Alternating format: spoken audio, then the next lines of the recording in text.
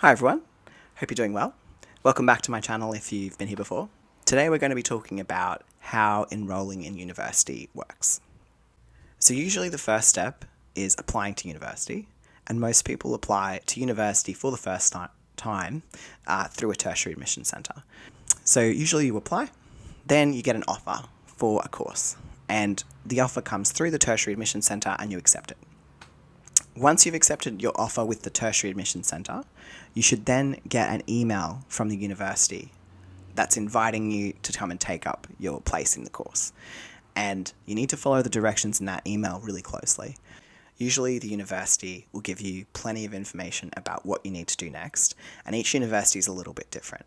But these are the general steps that you're going to follow.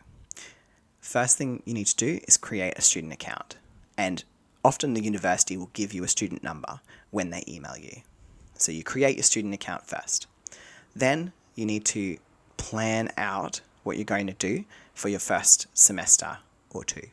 For some degrees, it's really simple. As I said in my How Uni Works video, some university courses are really structured, and that's helpful when you're first starting uni because they just tell you this is what you need to enroll in. If you're in a course that has more flexibility, usually you can talk to an academic advisor at your university and they will help you plan your first and second semester of study. And I'd always recommend that. If your course doesn't have a very specific structure, talk to someone at the uni to get some advice. I've met students in the past who didn't, and then they messed up their enrollment and they weren't enrolling in the right courses, and it slowed down their graduation because they had to go back and pick up the courses that they missed. So important to get the right advice about that. When you planned out what you need to do, then you can enroll in those subjects. So the first step in enrolling in your subjects is actually going into your student portal and selecting the subjects that you're going to take in the coming semester. You put them in, you enroll in them. It's actually usually really fast. You just click a few buttons, and I might try and show you an example from the University of Tasmania because I'm doing postgrad studies with them. I'll try and show you an example of what I have to do. I just click some boxes and say, yep, I want to do those subjects this semester. But it doesn't stop there. Sometimes students think, oh cool, I'm enrolled in my subjects, I can relax now. For most universities, that's not the case. You've enrolled in your subjects, yes, but then you have to enroll in classes. And it's good to know that ahead of time because it's usually quite competitive. So you enroll in your subjects, and usually that means, okay, everyone in that subject will go to the same lecture if you're studying face-to-face. Lectures are big classes where everybody's in together usually, unless you're in a really massive course, and then you might have a few different lectures and you actually have to choose which ones you're going to. But most courses, everyone's in the same lecture, their lecturer's there talking to them about the topic of the week, and then they have tutorials afterwards. And tutorials are smaller classes, usually like a high school class size, so 20 to 30 people, and there's a bunch of them, and they're at different times. So you need to actually register for those classes so that you know which one you have to go to. And that's competitive because some classes are on at a really nice time. They might be right after the lecture. And then others might be 9 p.m. at night, and that's a lot less attractive. So your university will tell you, okay, classes are opening on this date. If you're enrolling in these subjects from 9 a.m. on this date, you can enroll in your classes. And it's a really good idea to have your laptop open, ready, refresh that page until the class enrollments appear, and then dive into the tutorials that you want. So I remember when I was first going to university, I would have my friend, a family member and myself all on different computers, all refreshing the page, trying to get into the tutes that were there at the best time and were going to fit around work and other things I had going on in my life. If you don't know this stuff ahead of time, in your first semester, you might find that you're in all the 9 p.m. tutorials, and that's not great. So yeah, knowledge is power. Know that ahead of time, and make sure that you're registering for classes at the time that the class is actually open for registration. And you can usually see before that time when the tutorials or other class types will be. It might be that you have labs or seminars or something else.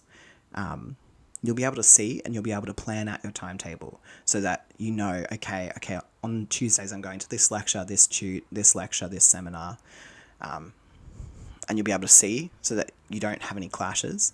Usually the universities will only allow you to swap your tutorials or other sort of elected classes later if there's a clash in your timetable, or you have a disability and accessibility plan with the student support team. Some other universities will try to be accommodating if you have work, but they don't necessarily think that that's, depends on the university, they don't necessarily think that that's a good enough reason to move your classes because you're studying, and they would consider that to be an important part of your life and you should prioritize it. So that's really good to know. Okay, so you have accepted your offer from the Tertiary Admissions Centre. You've created your student account with your uni. You've enrolled in your subjects. You've registered for classes, and you've got a timetable that suits you. Then you have to make sure that you've done all your loan and fee stuff. So if you're going to university and you want to defer the payment of your course fees, you might want to use HEX help or fee help, depending on the kind of course that you're doing. If you're going to TAFE, you might want to use VET student loans if you're doing an eligible diploma. And in order to actually get those loans, you have to fill out some forms. I've made a couple of videos about fee help and HEX help, so I'll link those in the description. But you do need to get that stuff organised early so that your university knows, okay, yep, you're paying your fees that way. If you're going to pay any of your fees up front, then you need to talk to someone about doing that. You can often pay a chunk of fees online. The eStudent portal will give you some options, but if you haven't done it before, you might want to talk to a real person about how that works. And then you should be sorted, which is super exciting. Then a final reminder is for census date. Census date, or the admin date. Some universities and study providers now have an admin date. Census date or admin date is the date you need to have finalised your classes and your payment. So you need to have filled out your HEX help or fee help form by that date. You need to have dropped out of any classes you're going to drop out of by that date. And usually your university is going to be telling you, okay, census date is coming up or the admin date is coming up. Make sure you're organised. So definitely keep that in mind, put that in your calendar, have a reminder set so that you don't miss it and you make sure everything's in, you've got all your ducks in a row by that date. Okay, so hopefully this has helped you to understand the process of getting your university course organised, getting yourself enrolled, making sure you've got your classes sorted and you've paid for everything, or you've used HEX help or fee help to defer your course fees till later. If you have any other questions about enrolling at uni, it's probably a good idea to contact your university directly because each university is going to be a little bit different and they'll be able to advise you about their specific policies.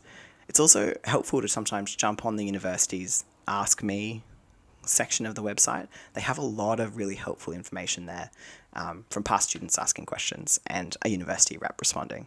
And I find that I'm on those sort of sites all the time, so I can definitely attest to them being useful. Cool. All right. If you found this video helpful, you might want to like it. If you want to see similar videos in the future, you might want to subscribe and hit the bell.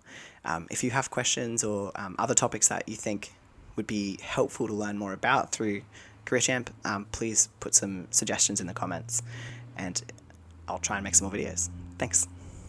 Hope you have a lovely day.